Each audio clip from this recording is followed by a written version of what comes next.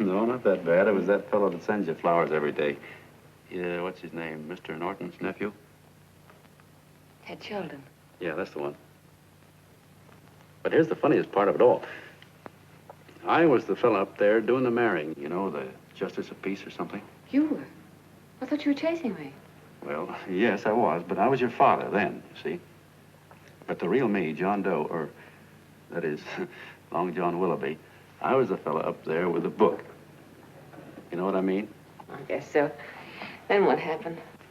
Well, I took you across my knee and I started spanking you. That is, I didn't do it. I mean, I did do it, but it wasn't me, you see. I was your father then. Well, I held you across my knee and I said, Annie, I won't allow you to marry a man that's just rich or that has his secretary send you flowers. The man you marry has got to swim rivers for you. He's got to climb high mountains for you. He's got to slay dragons for you. He's got to perform wonderful deeds for you. Yes, sir. And all the time, the guy up there, you know, with the book, me, just stood there nodding his head. And he said, go to it, Pop. Whack her one from me, because that's just the way I feel about it, too. So he said, come on down here and whack her yourself. So I came down and I whacked you a good one, see? Then he whacked you. And I whacked you another one. We both started whacking you like... Well, if you're through whacking her, come on, let's get going. Okay, fellas, right in here. You go out the side entrance. There's a bunch of autograph seekers out front. We'll be down with the bags in a minute. Come on, don't make a government project out of this. Hi, Benny. When's our plane take off again? Couple of minutes. How many people do you think we've talked to already, outside the radio, I mean? Oh, I don't know. About 300,000. 300,000.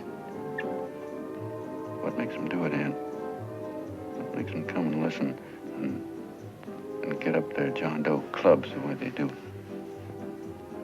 I've been trying to figure it out. Look, John, what we're handing them are platitudes. Things they've heard 1,000,000 times. Love thy neighbor, clouds have silver linings, turn the other cheek. It's just a... Yeah, I heard them 1,000,000 times, too, but there you are. Maybe they're like me, just beginning to get an idea what those things mean.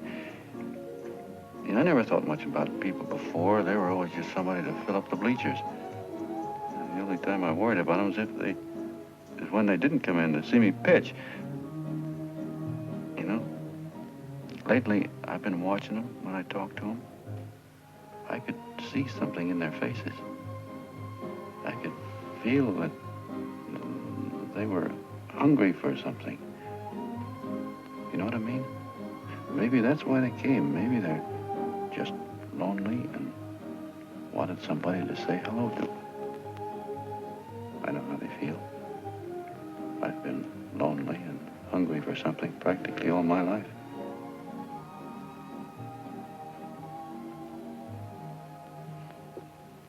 All aboard, folks. Yeah, that's true.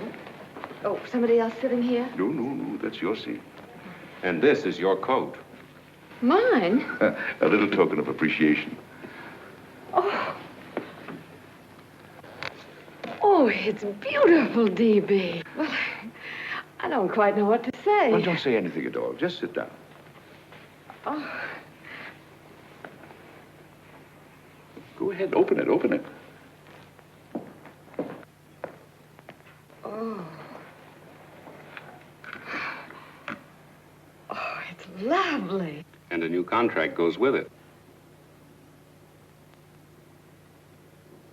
Well, come on, spring it. You've got something on your mind. It must be stupendous. You know, that's what I like about it. Right to the point, like that. All right, Practical Annie, here it is. Tomorrow night, before a crowd of 15,000 people and talking over a nationwide radio hookup, John Doe will announce the formation of a third party. A third party? Yes, the John Doe Party. Devoted entirely to the interests of all the John Does all over the country, which practically means 90% of the voters. He will also announce the third party's candidate for the presidency, a man whom he personally recommends a great humanitarian, the best friend the John Does have. Mr. D.B. Norton. Yes.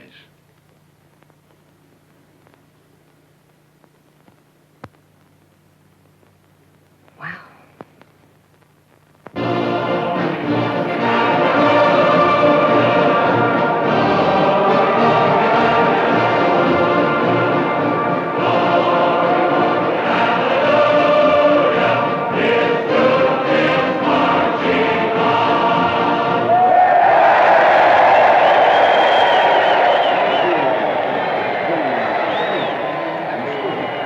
The opening of the convention is hours off. The delegates are already pouring into the ballpark by the droves, with lunch baskets, banners, and petitions asking John Doe not to jump off any roof. No matter how you look at it, it's still a phenomenal movement. These John Does, or the hoi polloi, as you've heard people call them, have been laughed at and ridiculed, but here they are, gay and happy, having traveled thousands of miles, their expenses paid by their neighbors, to come here to pay homage to their hero, John Doe.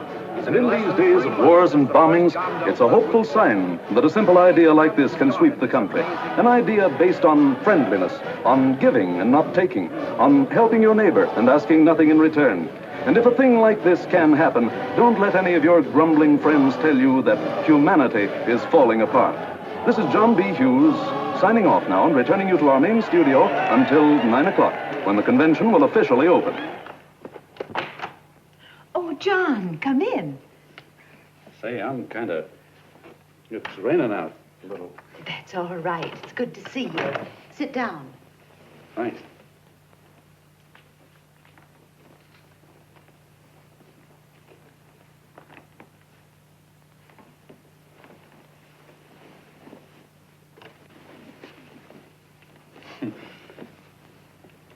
It's for Anne.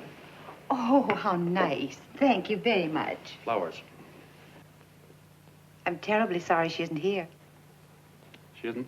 No, she just left. I'm surprised you didn't run into her. She went over to Mr. Norton's house. Oh. Did you want to see her about something important? Yeah. Well, no, it'll wait. Say, he's a nice man, isn't he? Mr. Norton, I mean. He's done an awful lot for the...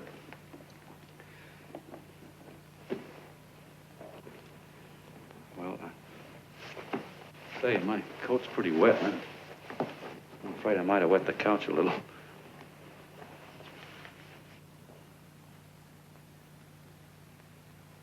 Well, I guess I'll see her at the convention later. Yes, of course. I'll see that she gets the flowers.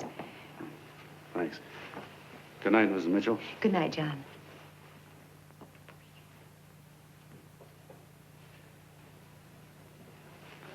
Say, Miss Mitchell, I'm kind of glad Anne isn't here. You see, I came over here hoping to see her alone, and kind of hoping I wouldn't, too, you know what I mean? There was something I wanted to talk to her about. But, well, it'll wait, I guess. Good night. Good night, John. Say, look, Mrs. Mitchell, have you ever been married? Oh, I'm sure you have. Gosh, that's pretty silly. But I guess you must think I'm kind of batty. Well, I guess I'd better be going at that. John, my husband said, I love you. Will you marry me?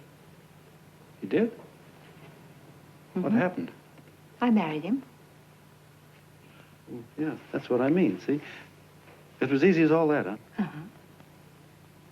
Yeah, but look, Mrs. Mitchell, you know, I love Anne, and it's going to be awfully hard for me to say it because, well, you know, she's so wonderful. And, well, the best I ever was a Bush League pitcher. And, you know, I think she's in love with another man, the one she made up. You know, the real John Doe. Well, that's pretty tough competition. I bet you he'd know how to say it all right. On me, I get up to it and around it and in back of it, but I never get right to it. You know what I mean? So the only chance I've got is, well, if somebody could kind of give her a warning, sort of prepare her for the shock. You mean you'd like me to do it? Well, I was thinking that, yeah, you know, sort of break the ice. Of course I will, John. Gee, thank you, Mrs. Mitchell. Hey, you're okay.